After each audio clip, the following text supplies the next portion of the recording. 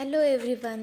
तर चैत्र महिना सुरू झालेला आहे आणि सगळीकडे सुंदर अशी चैत्र पालवी फुटलेली आहे आणि झाडे अगदी फुलांनी लगडलेली आहेत. तर याच निमित्ताने मनात विचार आला की आपण अबोलीच्या फुलांचा गजरा केला आणि तिला अर्पण केला तर, म्हणून मी या ठिकाणी अबोलीची फुले तोडून घेत आहे आणि आज त्याचा मी गजरा बनवणार आहे. तुम्हाला माहिती आहे का अबोलीची फुले कशी तोडायची?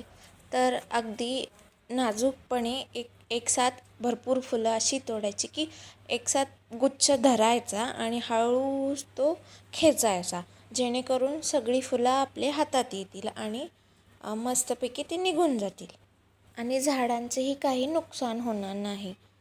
तर या ठिकाणी मी एवढी फुले काढलेली आहेत आणि आता याचा मी गजरा बनवणार आहे. किती सुंदर फुलं आहेत नाही? चला तर मग आपण गजरा बनवूया.